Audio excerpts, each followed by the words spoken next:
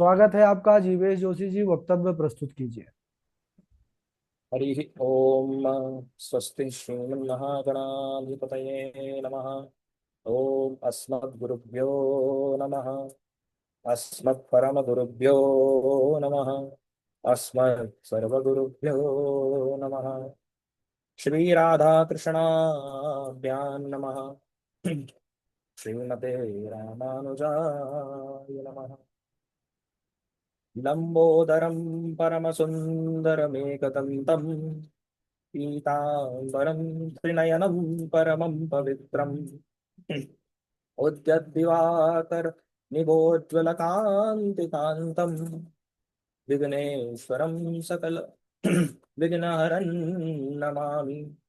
शरीरं स्वरूपं ततो वा कलत्रं यशश्चारुचित्रं धनं मेरुतुल्यम् मनश्चैनलग्नं श्रीगुरुरङ्घ्रिपद्मे ततः किं ततः किं ततः किं ततः किम् नारायण नमस्कृत्य नरं चैव नरोत्तमं देवीं सरस्वतीं व्यासं ततो जयमुदीरयेत्। नारायण समार शंकराचार्य मध्यमाम् अस्मदाचार्य पर्यन्तां वन्दे गुरु परंपरा। जयतु देवो देवकी नन्दनोऽयं जयतु कृष्णो वृष्णिवंश प्रदीपः। जयतु मेघ श्यामलः कोमलाङ्गः। जयतु पृथ्वी भारनाशो मुकुन्दः। कृष्णत्वदीयपदपङ्कजपञ्जरान्ते अद्यैव मे विशतु मानसराजहंसः। प्राणप्रयाणसमये कफवातपित्तैः कण्ठावरोधनविधौ स्मरणं कुतस्ते। रामाय रामभद्राय रामचन्द्राय वेधसे रघुनाथाय नाथाय सीताया पतये नमः। मूकं करोति वाचालं पङ्गुं लङ्घ्यते गिरिं यत्कृपातमहं वन्दे परमानन्दमाधवम्। भक्ति भगवंत गुरु चतुर नाम बपु एक। इनके पद वंदन किए नासत विघ्न अनेक। सिंदूरारूढ़ विग्रहां त्रिनयनां माणिक्यमौलिस्फुरात् तारानायक शेखरास्मितमुखी मापी न वक्षोरुहाम्। पाणिभ्यामलिपूर्णरत्नचषकम् संविभ्रतीं शाश्वतीं सौम्यां रत्नघटस्थमध्यचरणां ध्यायेत्परामम्बिकाम्। माता मरकतश्यामा मातंगी मदशालिनी कुर्यात् कटाक्षं कल्याणी कदम्बवनवासिनी। जय मातंग तनये जय नीलोत्पलद्युते जय संगीत रसिके जय लीलाश्रुत प्रिये। ॐ अज्ञानतिमिरान्धस्य ज्ञानाञ्जनशलाकया चक्षुरुन्मीलितं येन तस्मै श्रीगुरवे नमः। जय श्रीकृष्ण चैतन्य प्रभो नित्यानन्द श्री अद्वैत गदाधर श्री वासादि गौरभक्तवृन्द। हरे कृष्ण कृष्ण कृष्ण हरे हरे हरे राम राम राम हरे हरे। ओम शिवाय नमः। शिवलिंगाय नमः। नारायणाखिल गुरौ भगवन्नमस्ते। नारायणाखिल गुरौ भगवन्नमस्ते। बोलिए श्री कृष्णचंद्र भगवान की जय। श्री राधा रानी की जय। श्रीमद्भागवत महापुराण की जय। धर्म की जय हो। अधर्म का नाश हो। प्राणियों में सद्भावना हो। विश्व का कल्याण हो। गौ माता की जय हो। सदगुरुदेव भगवान की जय हो। शिव नमः पार्वते पते हर हर महादेव हर। अनंत कोटि ब्रह्मांड नायक अचिंत कल्याण गुणगण निधान अखिलेश्वर सर्वेश्वर सर्वाधिपति अकारण करुणावरुणालय सकल जन कल्य शाप हारक परात्पर परब्रह्म परमेश्वर अनंत कोटि कंदर्प दर्प दलन, निर्गुण निराकार सगुण साकार, जगदैक बंधु करुणैक सिंधु, सच्चिदानंद घन परमात्मा भगवान श्री कृष्ण एवं श्री राधा रानी के युगल चरणों में दास का बारंबार समुपस्थित भागवत भक्त, भागवत कथा अनुरागी सज्जनों, भक्तिमयी मात्र शक्ति भगिनी नाम है। सिया राममय सब जग जानी, करहु प्रणाम जोर जुग पानी, सच्चिदानंद रूपाय विश्वोत्पत्त्यादि हेतवे, तापत्रय विनाशाय श्री कृष्णाय वयं नमः। सज्जनों, मैंने अपने पहले प्रवचन में कहा था कि हम अपनी चमड़े की जुबान से भगवान श्री कृष्ण के बारे में कुछ कह पाए, यह संभव नहीं। हमारे यह चमड़े के कान भगवान श्री कृष्ण के बारे में कुछ सुन पाए, यह संभव नहीं। और हमारी यह मानव बुद्धि उस कृष्ण तत्व को, उस राधा तत्व को पूर्ण रूप से समझ पाए, यह संभव नहीं। और आज इस दशम स्कंद में इस बात का प्रमाण मिलता है। जिस ब्रह्मा जी की कल्पना मात्र से करोड़ों सृष्टियां उत्पन्न हो जाती है, और जब परम पद की बात की जाती है तो उस ब्रह्म पद की चर्चा होती है। जो ज्ञान के उच्चतम शिखर को पाता है उसे हम ब्रह्मज्ञानी कहते हैं। जिस ब्रह्मा जी की नजरों से संसार का कोई सत्य नहीं छिप सकता, वह ब्रह्मा जी भी विस्मय में पड़ गए। उन्हें भी संशय हो उठा, वह भी उस कृष्ण तत्व को नहीं समझ पाए, न जान पाए, न पहचान पाए पूर्ण रूप से। तो हम तो अनेकों पापों में लिप्त रहने वाले मानव हैं, हम कैसे उस कृष्ण को पूर्ण रूप से जान सकते हैं, समझ सकते हैं। और इसी संबंध में एक कथा याद आती है कि अघासुर का उद्धार करने के बाद जब भगवान ग्वाल बालों के संग यमुना जी के पुलिन में आए, वहां पर आकर के बछड़ों को उन्होंने जल पिलाया और घास खाने के लिए, घास चरने के लिए उन्होंने वहां छोड़ दिया। और ग्वाल बालों के साथ भगवान अपना जो भोज का आयोजन किया था, पिकनिक बनाने के लिए बैठे थे, वह करने लगे। और उस समय भगवान का कैसा रूप है, इस विषय में व्यास जी कहते हैं, बिभ्रत वेणुम जटर पटयो श्रृंग वेत्रे च कक्षे, वामे पाणो मसृण कवलम तत्फलान्यंगुलीषु, तिष्ठन् मध्ये स्वपरिसुहृदो भासयन्नर्मभिस्वैः, स्वर्गलोके मिषति बुभुजे यज्ञपुक्पालकेलिः। भगवान वेद व्यास कहते हैं कि भगवान कृष्ण ने अपनी मुरली को कमर में सेट रखा है, कांख में श्रृंगी दबा रखी है, बाएं हाथ में दधि मिश्रित भात का कौर ले रखा है, और दाहिने हाथ की उंगलियों में तरह तरह के आचार, अदरक का अचार, नींबू का अचार, मिर्च का अचार दबा रखा है। और ग्वाल बालों के संग हंसी मजाक करते हुए भगवान भोजन का आनंद ले रहे हैं। और सभी ग्वाल वाले, सभी लोग अपने अपने घरों से लाया हुआ भोजन बड़े प्रेम से ठाकुर जी को पवा रहे हैं। पर तभी वहां पर उपस्थित एक बिल्व मंगल नाम का गोप है, जो अपने घर से खट्टी छाछ लेकर के आया और सोचने लगा कि सभी लोग भगवान को तरह तरह के स्वादिष्ट व्यंजन पवा रहे हैं, तो मैं इस खट्टी छाछ को भगवान को कैसे पिला सकता हूँ। ये सोचकर पूरी छाछ जड़ जड़ करके खुद ही पीने लगा। और तभी ठाकुर जी की नजर उस पर पड़ गई और बोले, बोले बिल्वमंगल, हम सब के यहाँ से आया हुआ भोजन तो तूने चख लिया, पर तेरे घर की स्वादिष्ट छाछ तू अकेले ही पी रहा है, अकेले ही गटक रहा है। ला मुझे भी पिला, मुझे भी दे। और ठाकुर जी जैसे ही छाछ लेने के लिए उसके पास गए, वो झट से पूरी छाछ अपने मुख में गटक गया।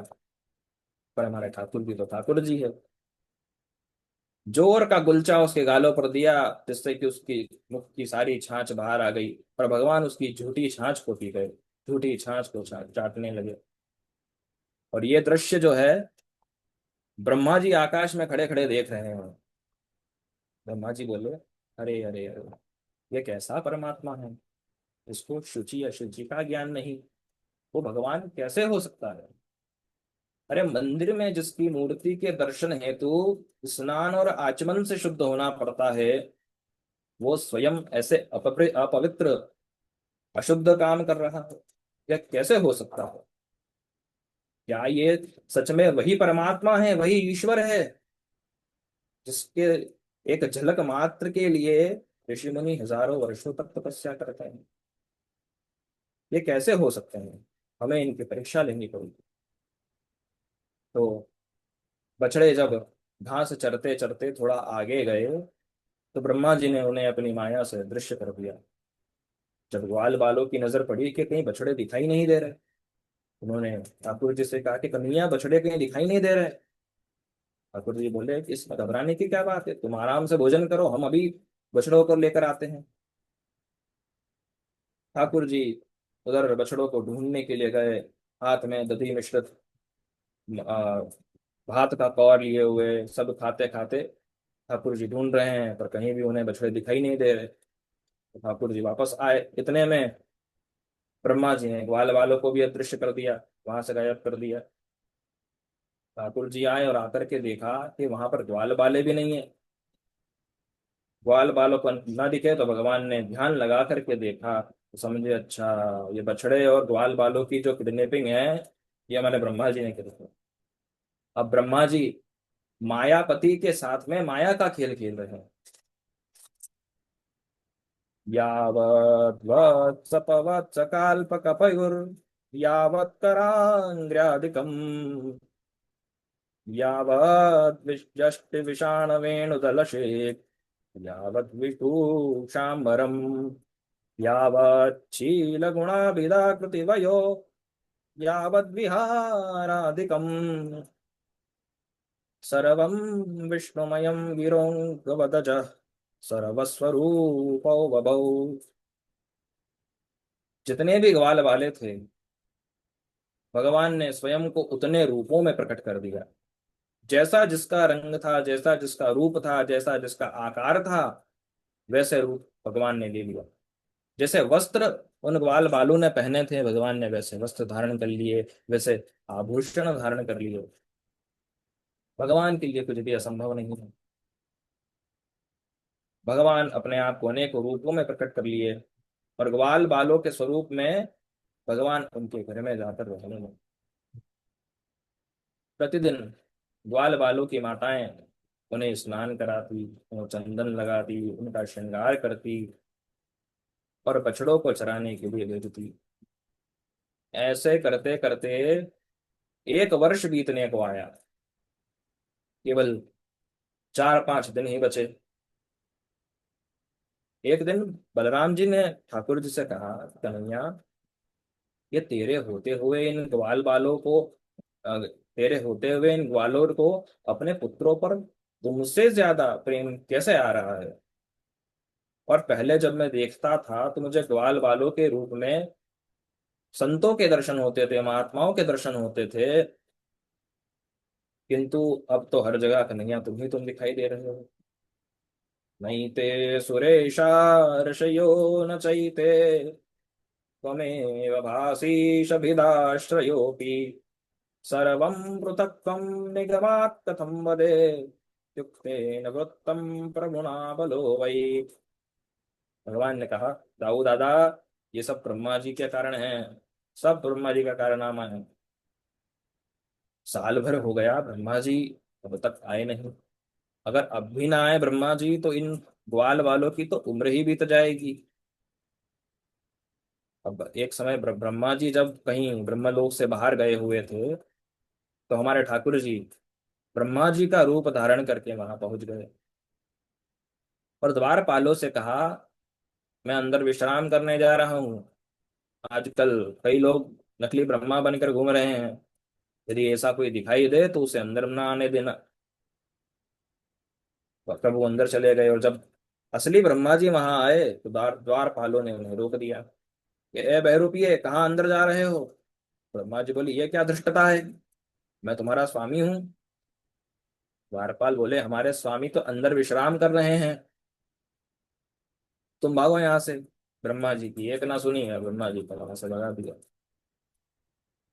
ब्रह्मा जी गोकुल आए तो आकर के देखा कि ग्वाल बाले तो पहले की ही भांति भगवान कृष्ण के साथ खेल रहे हैं, बछड़े घास चर रहे हैं।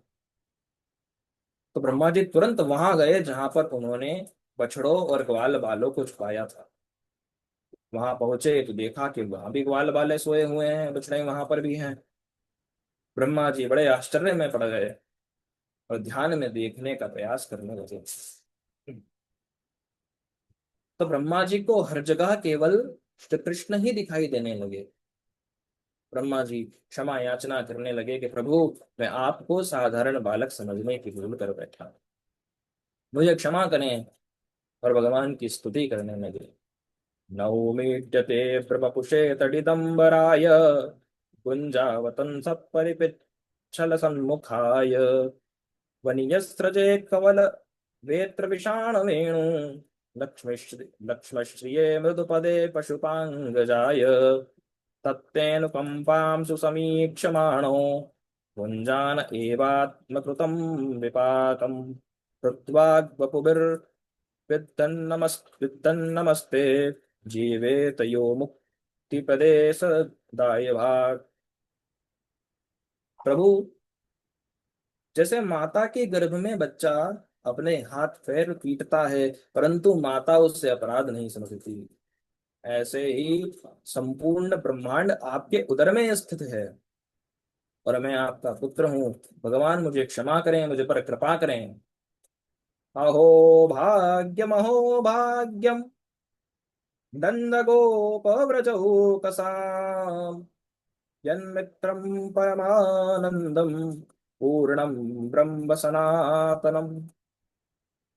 हे प्रभु, ये नंद आदि सभी ब्रजवासी बड़े सौभाग्यशाली हैं जो परब्रह्म परमात्मा इनके रूप मित्र के रूप में यहाँ पर अवतरित हुए हैं। और भगवान की लीला को आप देखिए। श्री लीला शुक जी कहते हैं, गोपालाजिर करदमे विहरसे विप्राध्वरे लज्जसे ब्रूसे गोदनहुं कृते स्तुति सतैर्नम विदधे सताम दास्यं गोकुलपुंश्चली सुपुरुषे स्वाम्यं नन्दात्मा तात्मसु ज्ञातं कृष्णतवादिपङ्कजं युगं ब्रह्मैकलभ्यं परम। श्री लीला शुक्र जी कहते हैं, प्रभु आप गोकुल के कीचड़ में लोटपोट करते हैं किंतु ब्राह्मणों की पवित्र यज्ञशाला में आने से आपको लज्जा आती है। गायों की हुंकार पर उनके आगे पीछे डोलते हैं किंतु विद्वानों के द्वारा की गई स्तुति पर आप मौन धारण किए रहते हैं। गोपियों के इशारों पर नाचते हैं, उनके दास बने फिरते हैं किंतु जितेंद्रिय सिद्ध महात्माओं के स्वामी बनने में भी आपको संकोच होता है। आप केवल और केवल प्रेम के द्वारा ही प्रसन्न होते हैं, आपकी प्राप्ति का मार्ग केवल प्रेम है। तो इस प्रकार से ब्रह्मा जी ने भगवान की स्तुति की और भगवान ने ब्रह्मा जी के मोह का भंग किया और सभी ग्वाल वाले अपने घर पर लौट गए। समय बीतता गया और ठाकुर जी 6 वर्ष के हो गए। गोपा अष्टमी का दिन आया तो गायों का विधिपूर्वक ठाकुर जी ने पूजन किया और गायों को चराने लगे। वन में कृष्ण बलराम ग्वाल बालों के साथ में जब गायों को चरा रहे थे तब श्री रामा ने कहा, यहाँ थोड़ी दूर पर बड़ा ही सुंदर वन है जहाँ पर बहुत से फलदार वृक्ष हैं, तो बहुत ही स्वादिष्ट फल है वहां के खाना। और गुरु जी बोले, अरे तो आपको वहां पर जाना चाहिए। श्री रामा ने कहा, कन्हैया एक समस्या है। और गुरु जी बोले, क्या समस्या है? कि वहां पर एक धेनुकासुर नाम का एक असुर है, वो फलों को हाथ भी नहीं लगाने देता। तो दाऊ दादा बोले, तो ऐसे कैसे हाथ नहीं लगाने देता, चलो अभी ठीक करते हैं उसे, अभी ठिकाने लगाते हैं। वन में पहुंचे तो दाऊ दादा ने पेड़ को पकड़ा और पूरे पेड़ को हिला दिया, जिससे वृक्ष के सारे फल नीचे गिर गए। धेनु का सुर आवाज सुन करके आया और दौड़ता हुआ बलराम जी को मारने के लिए आया। तो बलराम जी पीछे हटे और उसके दोनों पैरों को पकड़ करके आकाश में घुमाकर ऐसा वृक्ष पर पटका कि उसका धूमधाय नमो नमः हो गया। उसके साथियों को भी ठाकुर जी ने और बलराम जी ने राधे राधे कर दिया। इस प्रकार भगवान लीला करते हैं। और आगे एक बहुत ही सुंदर कथा है भगवान की, कालिया मर्दन की कथा। परीक्षित जी से कहते हैं, सुखदेव जी के एक समय भगवान कृष्ण ग्वाल बालों के साथ में गायों को चरा रहे थे। तब गायों ने अनजाने में काली देह का विषैला जल पी लिया। सज्जनों,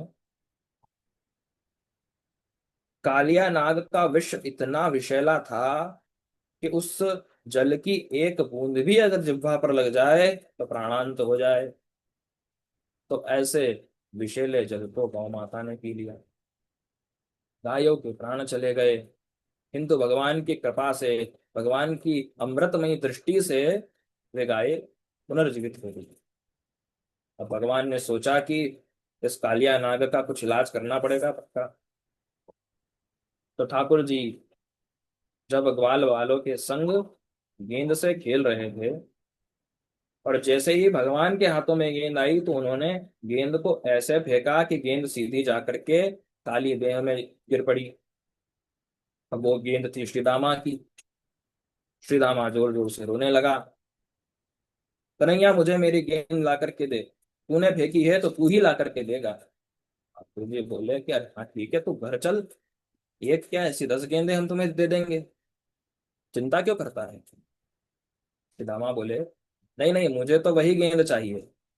कन्हैया बोले अरे इसमें कालिया नाग रहता है, तू घर चल, इससे अच्छी गेंद तुझे दे देंगे हम। श्रीदामा बोले नहीं, तू यही गेंद ला करके देगा मुझे। गुरु जी बोले अरे श्रीदामा, मुझे तो चैलेंज कर रहा है, देख मैं सच में कूद जाऊंगा काली देह में। श्रीदामा बोले हाँ हाँ तो कूद जा, मेरी गेंद ला करके दे मुझे। तो ठाकुर जी एक विशाल कदम्ब के वृक्ष पर चढ़े और काली देह में छलांग लगा दी। कालिया नाग की पत्नियों ने देखा कि ये छोटा सा सुंदर सा बालक यहाँ कैसे आ गया। और इतने में ही कालिया नाग की दृष्टि भगवान के ऊपर पड़ी, तो वो क्रोध से आया और अपनी भुजपास में भगवान को उसने बांध लिया। रघवाल वालों ने यह दृश्य देखा तो हाहाकार मच गया। दौड़ कर गांव में गए और गांव वालों को बताया कि कन्हैया को कालिया नाग ने पकड़ लिया है। सभी ब्रजवासी चिंतित हो गए और दौड़ करके निकल पड़े काली देव की तरफ। और इधर कालिया नाग अपनी पकड़ और मजबूत करता जा रहा है। ठाकुर जी बोले तू मोहे पकड़ेगा। ठाकुर जी ने अपना शरीर फुलाना प्रारंभ कर दिया। कालिया नाग का शरीर फटने लगा तो उसने तुरंत ठाकुर जी को छोड़ दिया और अपने फण से ठाकुर जी को डसने का प्रयास करने लगा। कालिया नाग ने ठाकुर जी के पैरों में डस लिया।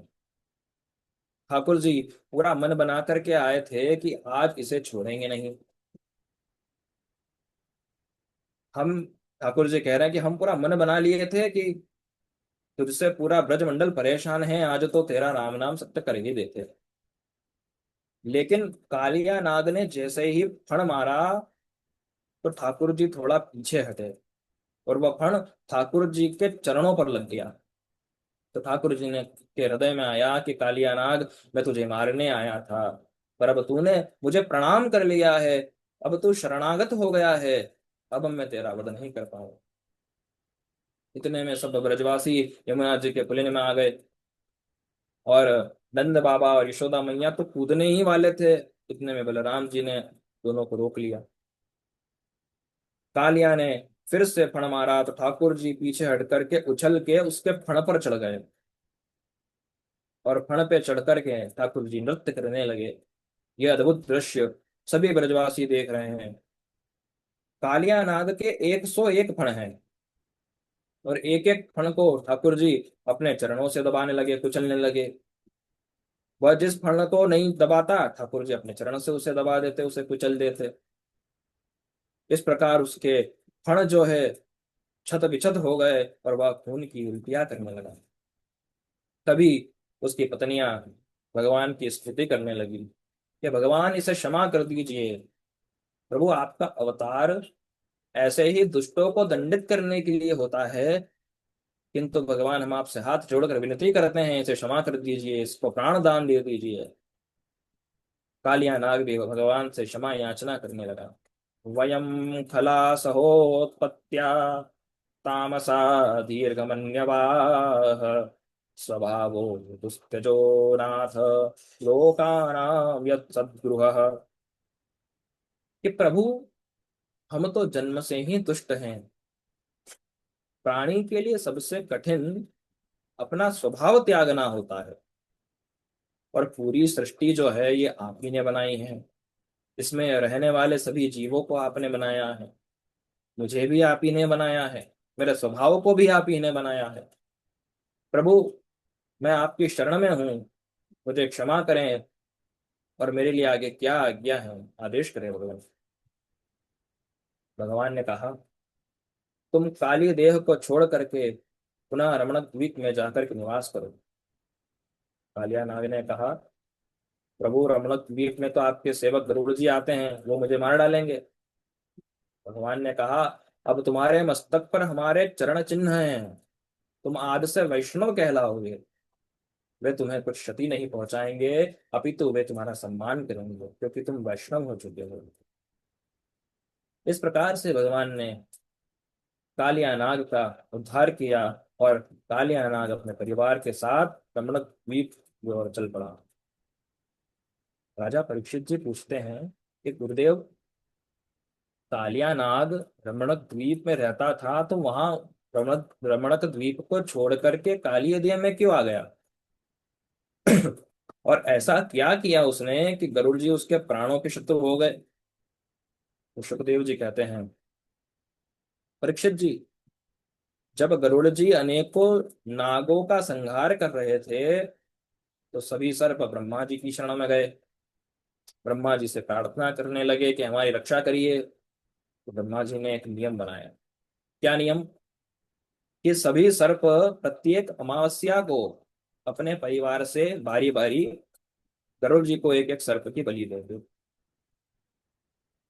इस प्रकार फिर जब कालिया नाग की बारी आई तो उसने मना कर दिया कि नहीं, मैं नहीं दूंगा। और अन्य सर्पों ने अगर जब व्यवस्था की कि कोई बात नहीं, तेरी जगह हम दे देते हैं, तो उसने उसे भी खा लिया, उस नाग को भी खा लिया।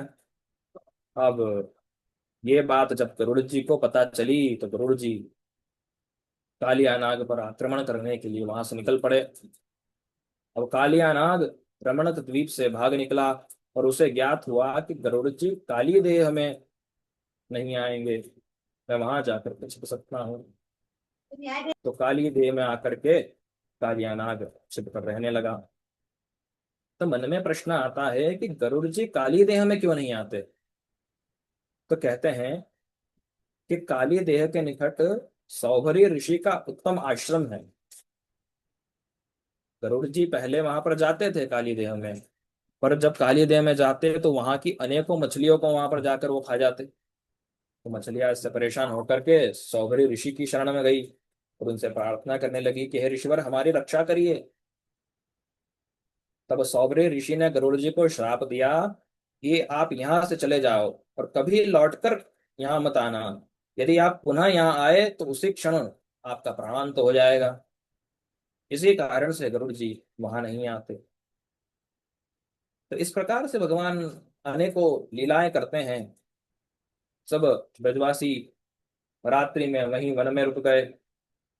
वन में रात्रि में आग लग गई तो उस आग से भी भगवान ने ब्रजवासियों की रक्षा की। भगवान हर समय ब्रजवासियों को यह यकीन दिलाने का प्रयास करते रहते हैं कि मैं भगवान हूँ, पर ब्रजवासी मानने को तैयार हैं। ठाकुर जी हमेशा प्रूफ देते हैं। ठाकुर जी प्रूफ करने के लिए गोवर्धन पर्वत को अपनी एक उंगली पर उठा लेते हैं और कहते हैं, देखो मैं भगवान हूँ। मैंने पर्वत उठा लिया, तो सभी ब्रजवासी अपनी लाठी और काठी लेकर के पर्वत के नीचे खड़े हो जाते हैं कि लाला को हाथ दुख जाएगा। भयंकर विषैले कालिया को जल में जाकर निकाला और उसको हराया कि अब मानो मैं भगवान हूं। तो ब्रजवासी लाला को कपड़ा उड़ा करके कहते हैं कि ठंड लगी होगी बेचारे को। यह सब भाव है भक्तों का भगवान के प्रति और भगवान का भक्तों के प्रति। तो इस प्रकार से भगवान लीलाएं करते हैं। तो कथाएं तो बहुत हैं, हरि अनंत हरि कथा अनंत। तो आगे कई सुंदर सुंदर कथाएं हैं, उन्हें हम अगले दिवस श्रवण करेंगे। अपने वाक्य पुष्पों को मैं भगवान श्री कृष्ण चंद्र के चरणों में अर्पित करता हूँ। बोलिए कृष्णचंद्र भगवान की जय। भागवत महापुराण की जय। राधा रानी की जय। सुखदेव भगवान की जय। शिव नमः पार्वती पते हर हर महादेव हर। जय जय श्री राधे। जय जय श्री राधे। राधे राधे गुरु जी। बहुत सुंदर, बहुत बढ़िया वक्तव्य जीवेश जोशी जी। ठाकुर जी कृपा बनी रहे। बहुत अच्छे से आपने वक्तव्य को कहा है। हमारे झा जी आगे मार्गदर्शन करें। जी बहुत से श्लोक को भी सही ढंग से आपने रखा, और भगवान की कृपा आप पर बनी रहे। इसी प्रकार वक्तव्य देते रहिए, राधा माधव को रिझाते रहिए। जय श्री राधे। राधे राधे धन्यवाद। थोड़ा अटक रहे हैं, कहीं कहीं हो रहा है थोड़ा, धीरे हो रहा है। हो जाएगा, एकदम ठीक हो जाएगा। जी।